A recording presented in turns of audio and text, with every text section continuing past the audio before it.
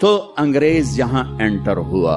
کب انٹر ہوا؟ جب ہم زوال کا شکار تھے. اب آپ حیران ہوں گے، جب صرف 2 لاکھ کے ساتھ، کبھی 2 لاکھ سے زیادہ گورا اس ملک میں نہیں رہا، اور 20 کروڑ انسانوں پر حکومت کی. کس لیے کی؟ کہ وہ آپس میں لڑ لڑ کے مر رہے تھے، آپس میں لڑ لڑ کے فنا ہو رہے تھے، اور اجتماعی سوچ ختم ہو گئی تھی، اجتماعیت ختم ہو گئی تھی.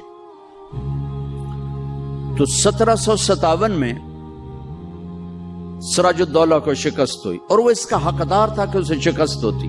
سازش میں چھوٹا سا بہانہ ہے، سازش ہوئی، میر جعفر مل گیا، لیکن میر جعفر کا ملنا شکست کا سبب نہیں ہے، سبب نااہلی ہے. سراج الدولہ دن کے 12 بجے اٹھتا تھا، پورے بنگال کا بادشاہ، اور اس کے مقابلے میں کلائیو، لارڈ کلائیو، اس کی کلرک کی حیثیت تھی. وہ کم وقت دن چڑھنے سے پہلے گھوڑے پہ سوار ہوتا تھا، اور دن چھپنے کے بعد گھوڑے سے اترتا تھا. وہ سارا دن گھوڑے کی پشت پر، اور وہ سارا دن رات کنیزوں کے درمیان، لونڈیوں کے اندر سراج الدولہ، اور دن میں سوئے ہوئے. نواب صاحب 12 بجے اٹھیں گے تو شکست تو پھر مقدر ہے.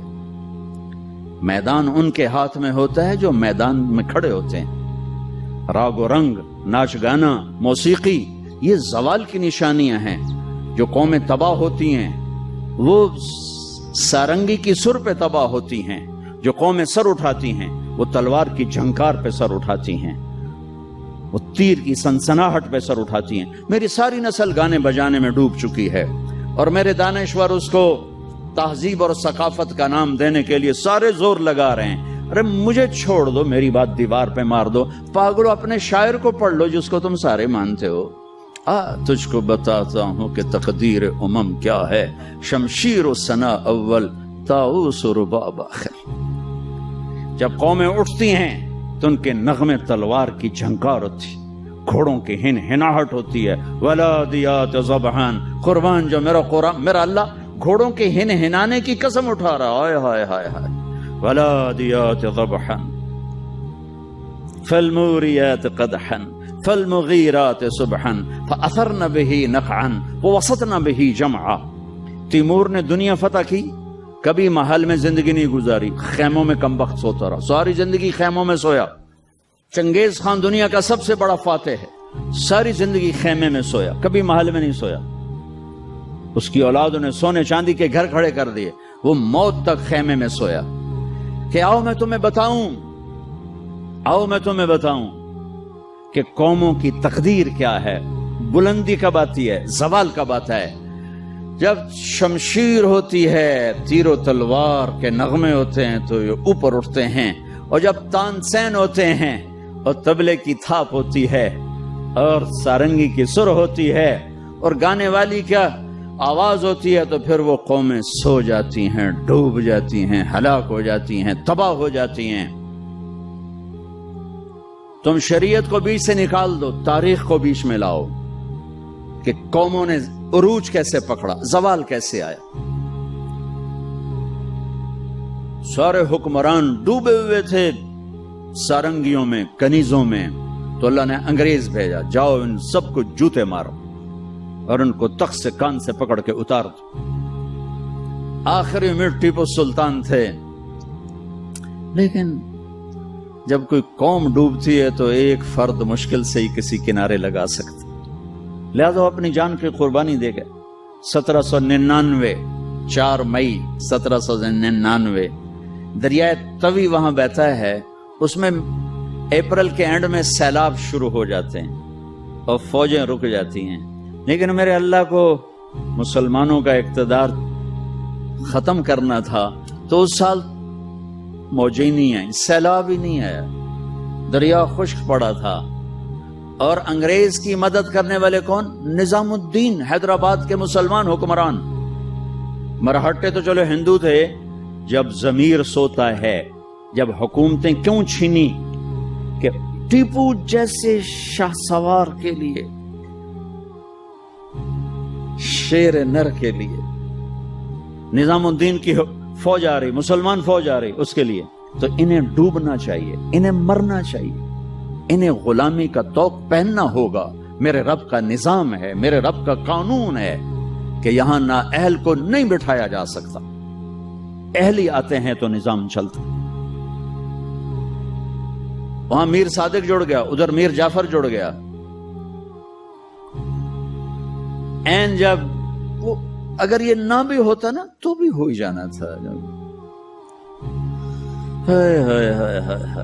میر صادق نے کہا بھائی وہ تنخواہ لے لو، فوج انگریز نے حملہ کیا، وہ کہتا آؤ بھائی تنخواہ لے لو، سارے تنخواہ لے لو۔ وہ پتہ نہیں کیسے کرائے کے فوجی تھے، وہ تنخواہ لینے کے لیے دوڑ گئے۔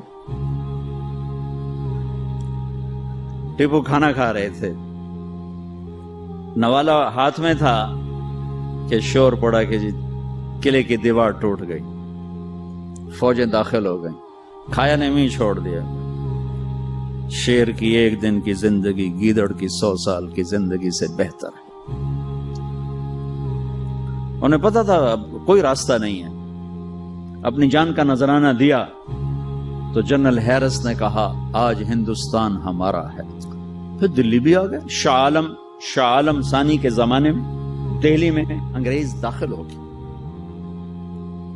اور پھر بہادر شاہ ظفر جو 1857 کی جنگ آزادی، وہ ایک ایسے جیسے یہ ہمارا جلوس نہیں ہوتا، جلوس، ان جلوسوں نے کبھی کچھ کیا؟ جلوسوں سے کچھ نہیں ہوتا، سوائے کہ 2-4 گڈیاں ساڑو، 2-4 سائن بورڈ بند دیو تو جاندے گراہ گراندے بوجھب لٹ لو۔ تو وہ ایک جلوس تھا، نہ کوئی نظم تھا، نہ کوئی ترتیب تھی۔ اور ظلم کا جواب ظلم نہیں ہوتا ہے۔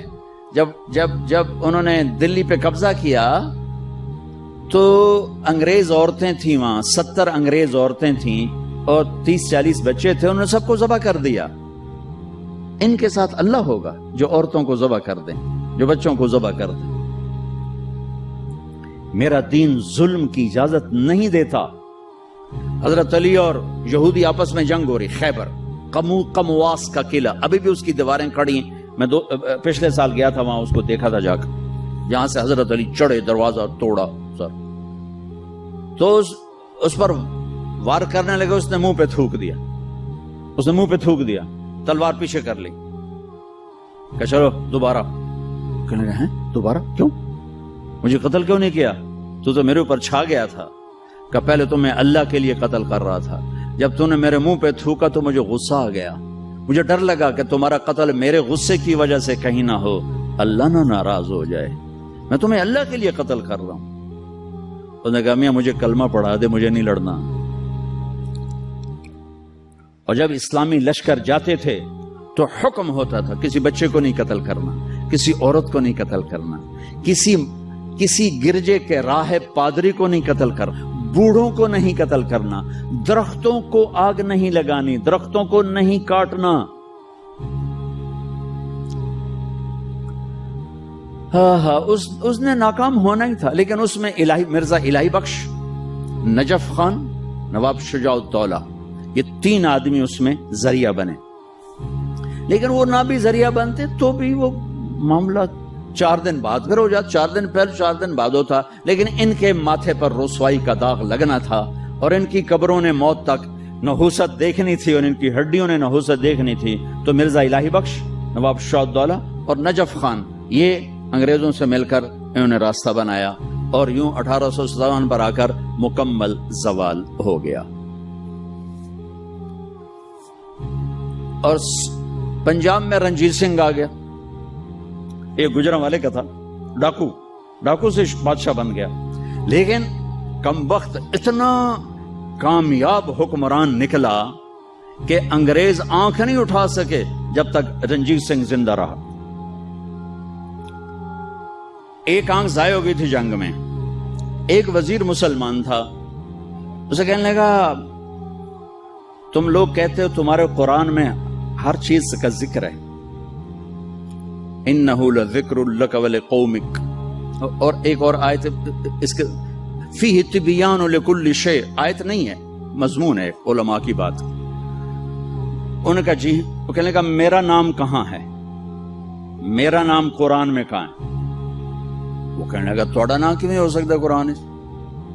اسے کہ پھر توڑے علماء کیوں آندن قرآن ہر شے؟ وہ چپ ہو گیا۔ شام کو اپنی محفل میں اس نے بات کی، تو وزیر کا مراسی بیٹھا تھا، انہوں نے کہا حضور تسی مینوں لے جاؤ میں جواب دے ساں دا۔ اس جگہ اتنے علماء بول نہیں سکے، تو کتوں جواب دینا، تو میں لے تے جا، تو ویکھی میں کیویں جواب دینا۔ اگلے دن وہ آ گیا،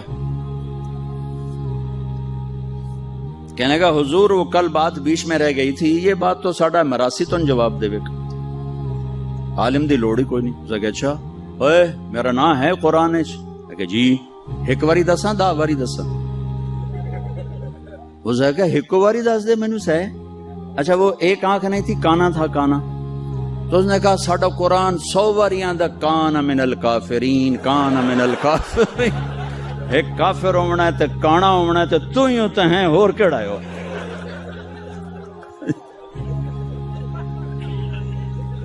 1818 میں اس نے میرا ضلع ملتان فتح کیا، رنجیت سنگھ، مظفر خان کی حکومت تھی، وہ 5 بیٹوں سمیت شہید ہوئے۔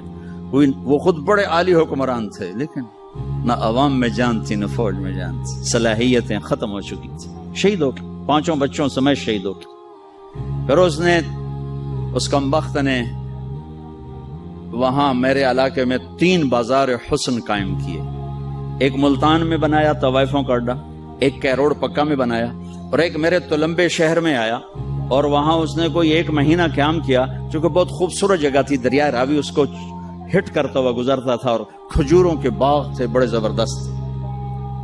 ایک بازار حسن اس نے وہاں بنایا۔ پچھلے کوئی 8 سال سے میں نے وہاں جانا شروع کیا، ملنا شروع کیا۔ وہ بازار حسن اب ختم ہو چکا ہے، چند بچیاں رہ گئی ہیں جو مجھے پیغام دیتی ہیں ساڈی شادی کرا دیو، اسی توبہ کرنی ہے، ختم ہو۔ کوئی فتوے نہیں دیے، ان کو محبت تھی، ان کو بیٹیاں کہا، ان کے سر پہ ہاتھ رکھے۔ ابھی بھی 2 کو میں نے بھیجا ہوا ہے عمرے کے لیے اپنے اسے بازار حسن سے، انہوں نے مجھے وہاں سے فون کر کے رو رو کے ان کا برا حال، وہ مجھے دعائیں دے رہی کہ ایسا تو کدی رب دا نا ہی نہ ہی سنیا، تو سانو رب دا گھر بھی کھا چھڑے۔ سب چندے کو وہ بیچاری روتی ہیں کہ ساڈے کول اور پیشہ کوئی نہیں تھا، عزت دیون واسطے تیار کوئی نہیں۔ میں تو جب سے طوائفوں سے ملا ہوں مجھے طوائفیں مظلوم نظر آئی ہیں، اور انہیں نچانے والے ظالم نظر آئے ہیں، ان کے جسموں سے کھیلنے والے درندے ہیں، انہیں گھنگرو پہنا کے نچانے والے بھیڑی اور درندہ نما انسان ہیں۔ وہ تو مظلومیت کی ایک عجیب داستان ہے۔ کون عورت ہے جو روزانہ کسی کے لیے تیار ہو؟ کس عورت کی فطرت ہے کہ وہ ہزاروں ہوسناک نظروں کے سامنے ناچے اور گھنگرو باندھے؟ وہ سٹیج پر ان کا گھنگرو چھنکتا ہے اور تنہائی میں ان کی آنکھیں چھلکتی کہ میرے دیس کے مالداروں کا ظلم ہے کہ وہ انہیں نچانے کے لیے تو تیار ہیں، انہیں چادر پہنانے کے لیے تیار نہیں ہیں۔ میں زمینداروں کا بیٹا ہوں، میں نے سب اپنی آنکھوں سے دیکھا۔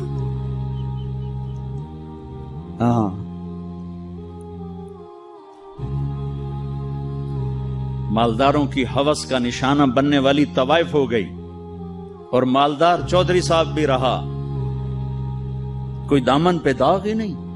میاں صاحب کا میاں صاحب رہا، شیخ صاحب کا شیخ صاحب رہا، افسر کا افسر رہا، اور اس کے ماتھے پہ طوائف کا داغ لگا جو موت بھی نہ دھو سکی۔